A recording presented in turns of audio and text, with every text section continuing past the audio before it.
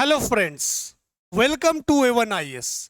Today we will start our ongoing prelims special series Indian Polity with previous year questions. हम धीरे धीरे करके बहुत सारे टॉपिक को कंप्लीट कर रहे हैं. अगेन आई एम होपिंग कि आप ये वीडियो देखते होंगे, साथ में अपने नोट्स को रिवाइज करते होंगे और मेरे साथ प्रीवियस ईयर क्वेश्चन प्रैक्टिस करते होंगे. 2-3 दिन से बार बार पार्लियामेंट पे बहुत सारे वीडियोस आ रहे हैं क्योंकि पार्लियामेंट बहुत इंपॉर्टेंट टॉपिक है और थोड़ा सा बड़ा टॉपिक है जिसमें हमें पहले हाउसेस को समझना था. Then we move the important, आज हम जॉइंट सीटिंग्स के बारे में समझेंगे, कुछ इंपॉर्टेंट बिल्स को लेकर समझेंगे और पार्लियामेंट कैसे कंसिस्ट होता है, कैसे काम करता है, बहुत सारे टर्म्स यूज करते हैं.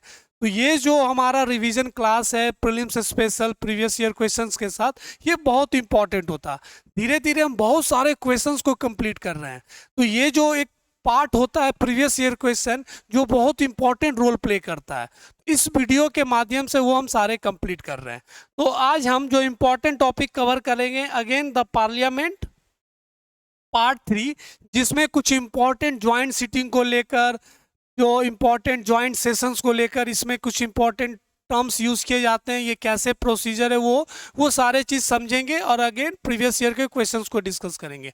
तो आज हमारा पहला क्वेश्चन है, the president of India addresses the parliament under, देखिए ये कह रहा the president of India addresses the parliament under article 87 of Indian constitution in joint sitting of both houses of parliament, joint meeting of both houses of parliament, in joint session of both houses of parliament, both of houses parliament assemble and together. तो answer will B D.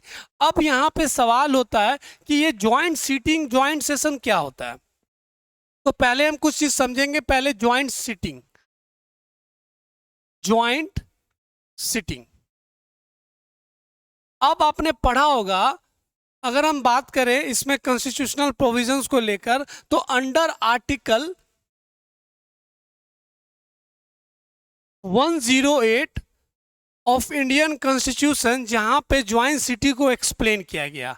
Again we know that कि भारत का संविधान हमने बहुत सारे बोरो किए from the other sources, और अंबेडकर का यह एक ब्यूटीफुल कोट है कि भारत का जो संविधान है वो पैचेस है, लेकिन important beautiful patches of the work. तो ब्यूटीफुल पैचेस है कहने का मतलब हमने जो अच्छे अच्छे चीज़ है वो बोरो किया है और अपने संविधान को भारत देश जैसा डाइवर्सिफाइड लैंग्वेज कल्चर, उस चीज़ को ध्यान में रखते हुए अपने संविधान को थोड़ा सा इंपॉर्टेंट मोल्ड किया है. तो भारत में संविधान में अगर हम ज्वाइंट सिटी की बात करें तो आर्टिकल 108 में बताया गया है, और ये कहाँ से बोरो किया है? From the Australia. ऑस्ट्रेलिया से हमने बोरो किया ज्वाइंट सिटिंग. अब ज्वाइंट सिटिंग तो बोरो किया, लेकिन यहाँ पे हमने कुछ ये चीज़ देखा कि हमारा इनडायरेक्ट डेमोक्रेसी है, जहाँ हाउस ऑफ द पीपल और लोकसभा बहुत इंपॉर्टेंट रोल प्ले करता है. तो जिसको हमने ज्वाइंट सिटिंग क्यों यूज़ किया जाता है, क्या मेथड है, कितने बार ज्वाइंट सिटिंग हुए हैं भारत में और कौन कौन इंपॉर्टेंट बिल पास हुए. तो ज्वाइंट सिटिंग इसलिए होता है to resolve the deadlock of bill. कहने का मतलब कोई बिल लाते हैं हम, कोई बिल ऑर्डिनरी बिल लाते हैं किसी भी सभा में, राज्यसभा में या लोकसभा में, किसी कारणवश उस पर सहमति नहीं बनता और वो बिल पास नहीं होता है, तो एक तरीके से डेडलॉक बन गया. लेकिन वो बिल बहुत इंपॉर्टेंट है, उसको पास करना बहुत ज़रूरी है. तो बिल क्यों कब पास नहीं होता? सहमति नहीं बनता या आपके पास उतना मेजोरिटी नहीं है राज्यसभा में या लोकसभा में, जिसके कारण बिल नहीं पास होता. तो ये डेडलॉक हो जाने के कारण बिल पास नहीं होता. लेकिन बिल बड़ा इंपॉर्टेंट है देश के लिए भी या गवर्नमेंट के लिए. तो हम वहाँ पे ये joint sitting method article 108 use करते हैं.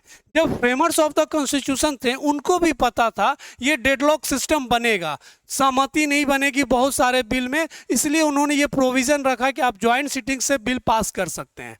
तो उनको भी आने वाले समय में बहुत बड़े नेता थे, बहुत प्रोग्रेसिव सोच रखते थे, उनको पता था ये डेडलॉक, ये अरेंजमेंट कुछ जरूरत पड़ेगा भारत के संविधान में, भारत के पार्लियामेंट में, इसलिए उन्होंने आर्टिकल 108 रखा। अब जब हम ज्वाइंट सीटिंग की बात करते हैं कि ज्वाइंट सीटिंग क्यों इतना इंपॉर्टेंट हो जाता है, अगर हम यहाँ पे मैंने कहा ऑर्डिनरी बिल, ज्वाइंट सीटिंग में कुछ एक्सेप्शंस है, जैसे अगर कोई कॉन्स्टिट्यूशनल अमेंडमेंट बिल होगा, कोई कॉन्स्टिट्यूशनल अमेंडमेंट बिल होगा, अगर उसमें डेडलॉक हो जाता, कहने का मतलब सहमति नहीं बनती, पास नहीं हो पाता, तब आप ज्वाइंट सीटिंग नहीं कर सकते हैं। दूसरा एक्सेप्शन है मनी बिल। आपने पढ़ा होगा मनी बिल, आर्टिकल 110, अगर हम कहीं मनी बिल लाते हैं तब भी हम इसमें ज्वाइंट सीटिंग नहीं करते। तो कहने का मतलब कोई भी ऑर्डिनरी बिल लाते हैं वहां पे हम ज्वाइंट सीटिंग कर सकते हैं और वहां पे बिल को पास कर सकते हैं। तो ये माना जाता है joint sitting give the power to the Lok Sabha और द गवर्नमेंट, कि अगर गवर्नमेंट चाहे कि राज्यसभा में अगर बिल नहीं पास हो रहा, वो चाहती कि ये बिल पास कर दे। हम एग्जाम्पल लेते हैं अभी के गवर्नमेंट की, मोदी गवर्नमेंट की हम बात करते हैं। मोदी गवर्नमेंट कोई बिल लेकर आए, मान के चलते हैं एग्रीकल्चर बिल लेकर आई, एग्रीकल्चर बिल लेकर आई और वो तो लोकसभा में पास करा ली, जो हुआ भी था। एग्रीकल्चर बिल की अगर हम बात करें, लोकसभा में उनके पास मेजोरिटी है, लेकिन राज्यसभा में ये बिल नहीं पास हो पाया। अब यह राज्यसभा में ये बिल स्टक हो गया। अब लेकिन गवर्नमेंट इस बिल को पास करना चाहती है, अगर राज्यसभा से ये बिल पास नहीं हुआ तो एक तरीके से बिल खत्म हो जाएगा। तो वो क्या करेगी कि बिल वहाँ पे अटका हुआ है और बिल के लिए हम ज्वाइंट सीटिंग अरेंजमेंट कर दिए। और जब ज्वाइंट सीटिंग का अरेंजमेंट करेंगे तो कुछ इंपॉर्टेंट प्रोसीजर है जहां पे एक अपर हैंड मिलता है लोकसभा को और गवर्नमेंट को, क्योंकि लोकसभा में ज़्यादा सीट्स है और इसका जो कोरम है, इसका जब हम कोरम बोलेंगे कि अगर हम ज्वाइंट सीटिंग कराना चाहते हैं तो ज्वाइंट सीटिंग के लिए जो कोरम होता है वो कितना होना चाहिए, 1/10 of total member of both houses, 1/10 of total member of both houses. तो कहने का मतलब अगर हम मानकर चले 500 और 2 700, लगभग हमारे पास 800 टोटल मेंबर है, उसका 1/10 चाहिए। अब वो डिपेंड करता है कि 1/10 लोकसभा का हो या राज्यसभा का, दोनों का जोड़कर 1/10 है। उतना अगर हम बुलाएं, हम वहां पे बिल ज्वाइंट सीटिंग करवाएं और बिल पास करवा लें, और ये हुआ भी था एग्रीकल्चर। तो यहाँ पे एक तरीके से अपर हैंड दिया जा रहा है गवर्नमेंट को कि अगर आपको लगता है कि आप बिल नहीं पास कराएंगे तो आप बोल सकते हैं कि फ्रॉम द बैक डोर आप ये बिल पास करा सकते हैं। तो this all are the important provision when we talk about the joint seat. क्या कॉन्स्टिट्यूशनल प्रोविजंस है, क्या हिस्टोरिकल बैकग्राउंड है, कहाँ से हमने ये संविधान में लाया ऑस्ट्रेलिया, क्या इंपॉर्टेंट एक्सेप्शन है, अगर मनी बिल है, कॉन्स्टिट्यूशनल अमेंडमेंट बिल है तो हम वहाँ पे ज्वाइंट सीटिंग नहीं लाएंगे। अब यहाँ पे बात आता है कि president will call for joint sitting, president will call for joint sitting. और इसको ज्वाइंट सीटिंग को कौन प्रिसाइड करेगा, speaker, speaker of Lok Sabha, speaker of Lok Sabha. Never chairman of Rajya Sabha will preside the joint sitting. तो प्रेसिडेंट ने कॉल किया कि भाई ज्वाइंट सीटिंग होना चाहिए, अब उन्होंने स्पीकर, इसको सीटिंग जो स्पीकर होंगे वो प्रिसाइड करेंगे, अगर स्पीकर नहीं होंगे तो डिप्यूटी स्पीकर करेंगे इस चेयर को या ज्वाइंट सीटिंग को प्रिसाइड करेंगे, और वहां पे बिल पास कराया जाएगा जो मैंने आपको कोरम बताया 1/10। दूसरा इंपॉर्टेंट चीज है, भारत में अभी तक 3 बार ज्वाइंट सीटिंग में बिल पास हुआ है। पहला dowry provision bill, dowry provision bill. दूसरा बैंकिंग को लेकर एक बिल पास हुआ था। And third in 2002 prevention of terrorism act, prevention of terrorism है। तो 3 इंपॉर्टेंट बिल है जहां पे ये पास कराया गया था फ्रॉम द ज्वाइंट सीटिंग। मैंने आपको एग्रीकल्चर का एग्जांपल दिया कि ये भी प्रोविजन से ऐसे भी करके आप बात कर सकते हो। तो भारत में 3 बार ज्वाइंट सीटिंग के थ्रू बिल पास कराए गए। तो this is all important information regarding the joint sitting. अब क्वेश्चन था ज्वाइंट सेशन को लेकर। अब ज्वाइंट सेशन कैसे होता है, तो अंडर आर्टिकल 87, अंडर आर्टिकल 87 हम जब ज्वाइंट सीटिंग की बात करते हैं तो अंडर आर्टिकल 108, अंडर आर्टिकल 108 जब हम ज्वाइंट सेशन की बात करते हैं तो article 87 of the Indian constitution, जब भी जनरल इलेक्शंस होते हैं, जनरल इलेक्शंस हुए तो जो पहला सेशन होगा, the first session of the after the general election, president call for the joint session, दोनों हाउसेस के मेंबर्स आएंगे और ज्वाइंट सेशन को पार्टिसिपेट करेंगे। और जो 3 सेशन होते हैं आपको पता है, बजट, विंटर, मॉनसून सेशन, हर साल का जो पहला सेशन होता है उसको भी ज्वाइंट सेशन प्रिसाइड करते हैं कौन? प्रेसिडेंट। तो this is the basic difference between the joint session और ज्वाइंट सिटिंग। इसमें एजेंडा, गवर्नमेंट का क्या एजेंडा है उसको लेकर प्रेसिडेंट पूरा इंफॉर्मेशन देते हैं। तो this is basic difference between the joint session और ज्वाइंट सिटिंग। 87 आर्टिकल और 108 आर्टिकल। तो ये सब बेसिक इंफॉर्मेशन है, जो छोटे छोटे पॉइंट्स होते हैं यहाँ पे बहुत इंपॉर्टेंट क्वेश्चंस आते हैं। अब हम क्वेश्चंस देखेंगे तो आपको समझ में आ जाएगा कैसे हम डील करेंगे। नेक्स्ट क्वेश्चन अगर हम देखते हैं, next question, which of the following are is stated in the constitution of India? President shall not be the member of either houses of parliament. Parliament shall consist of president and 2 houses.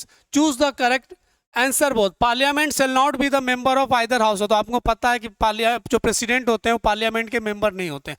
But when we talk about the parliament तो president plus both houses of parliament consist करते हैं। तो option will be both 1 and 2। Next question देखते हैं। The president is not part of parliament, is a part of parliament।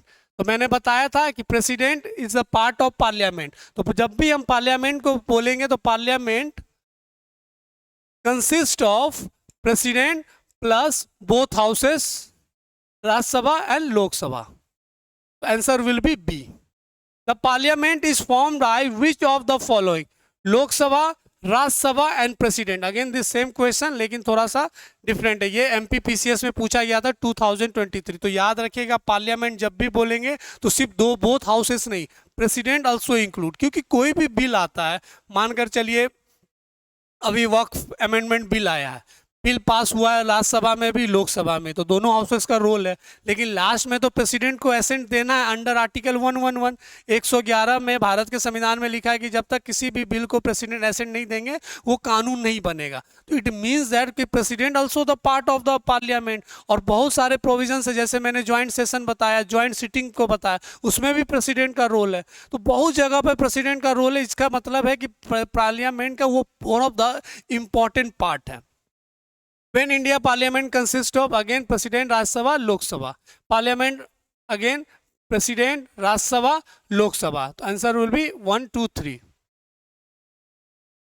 Question बार बार वैसा ही है लेकिन बड़ा कॉमन क्वेश्चन से तो गलती नहीं करना जब भी ऐसे क्वेश्चन आए। President and both houses of the parliament. Which of is the following is a not integral part of vice parliament? तो मैंने बताया था कि vice president is the x officio chairman of Rajya Sabha, लेकिन वो इंटीग्रल पार्ट ऑफ पार्लियामेंट नहीं होते। देखिए क्या समझाया भी गया। According to the part 5 of the constitution under article 79, parliament for the union consist of president and 2 houses, जो मैंने अभी बताया। तो president is never integral part of parliament. Which of the following constitutes the Indian parliament? Again Lok Sabha, Rajya Sabha, president, Lok Sabha, Rajya Sabha. तो questions are repeating but the very common question हर साल कहीं ना कहीं पूछा जाता है। Which is not integral part? Again vice president. Minimum how many times parliament has to meet in a year? तो आंसर विल बी ट्वाइस, क्योंकि जो एक सेशन का जो गैप होता है वो मैक्सिमम 6 महीने से नहीं हो सकता। तो मिनिमम साल में 2 बार तो मिलना ही है। पार्लियामेंट का जो सेशन होगा साल में 2 बार मिनिमम तो होंगे, क्योंकि गैप 6 महीना से ज़्यादा नहीं होता, इसलिए ट्वाइस होगा। Article 85 imposes a duty upon the president to summon each house of the parliament at the interval of 6 months। हर 6 महीना के बाद हाउस को मिलना ही है। एंड से not interview in the last session. तो ये है, याद रखिएगा, साल में कम से कम मिनिमम 2 बार तो सिटिंग्स या समवन होते हैं।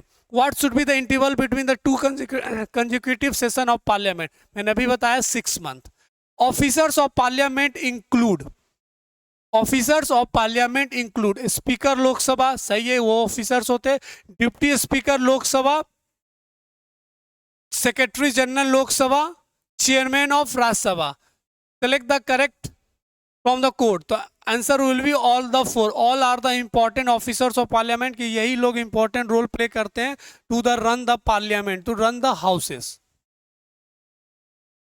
The member of parliament or legislative assembly membership may be terminated if he remain absent without informing to respective house. तो अगर आप मेंबर ऑफ पार्लियामेंट है या किसी विधानसभा के मेंबर है, आपने विदाउट इंफॉर्मेशन लगातार 60 दिन के लिए एब्सेंट रहा तो आपको हाउस से टर्मिनेट कर दिया जाता। तो ये भी बड़ा इंपॉर्टेंट है कि अगर आपको एब्सेंट रहना है किसी भी कारणवश तो आपको हाउस को इन्फॉर्म करना है, जो स्पीकर है या जो भी स्पेशल ऑफिसर उनको इन्फॉर्म करना है। अगर आप लगातार 60 दिन तक एब्सेंट रहे without any information, your membership will be terminated.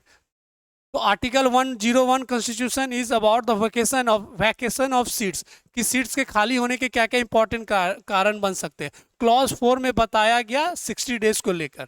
A seat of MP can be declare vacant if he absent himself for the house of continuous period of, मैंने बताया 60, तो 60 कितना होगा 2 month.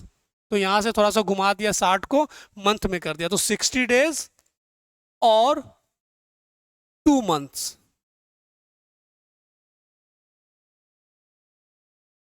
Now, after how many days of absence from parliament? 60 days. For the first time, MP MLA was disqualified from the membership on the ground of remaining absent from 60 consecutive meetings of the House without the permission. He was a member of Punjab legislative. तो ये उस समय का current था, बड़ा important. The first member who was declared disqualify for the remaining absent for 60 days without the permission of the house from the council of states from the Punjab in 2000। The person was independent. तो ये बड़ा important question था, उस समय के current में पूछा गया कि पंजाब के एक मेंबर थे जो लगातार 60 दिन का जो कंज्यूटिव बिजनेस जो चल रहा था उसमें 60 दिन तक एब्सेंट थे विदाउट एनी परमिशन। तो 60 दिन मतलब 60 बिजनेस कंज्यूटिव बिजनेस डेज की बात करें जो हाउसेस का होता है, तो बिना परमिशन का था। तो ये एग्जांपल है, बड़ा इंपॉर्टेंट उस समय का करंट अफेयर्स क्वेश्चन है। Moving forward, if any member of parliament is elected for any state legislature within how many days he has to resign from the state legislature, otherwise is membership of parliament will be void. तो 14 दिन। अगर मानकर चलिए जैसे अभी हम दिल्ली में elections हुआ तो दिल्ली में परवेश वर्मा, अगर हम परवेश वर्मा मेंबर ऑफ पार्लियामेंट भी थे और वो दिल्ली के चुनाव में जीत कर आए, विधानसभा वहाँ के जीत कर मेंबर आए, तो 14 दिन के अंदर उनको स्टेट पार्लियामेंट हो वहाँ कहीं से उनको इस्तीफा देना पड़ेगा। अगर आप मान के चलिए स्टेट लेजिस्लेचर आपके मेंबर हैं, पार्लियामेंट में अगर आप इलेक्शन रहते तो आपको कहीं नहीं से तो रिजाइन देता, तो उसका एक टाइमलाइन सेट किया गया। According to the article 101 the constitution the provision of simultaneous membership rules, a person can not be member of parliament and state legislature at the same time. If a person is so elected his seat in parliament becomes a vacant. If he fails to resign is the seat in the legislative within the 14 days. तो ये भी एक important याद रखिएगा, 14 days.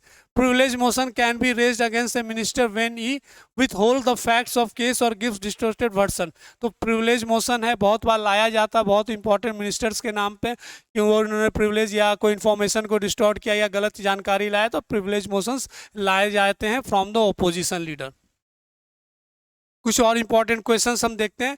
The parliament prevention of disqualification act 1915 exempts several posts from the disqualification on the ground of office of profit.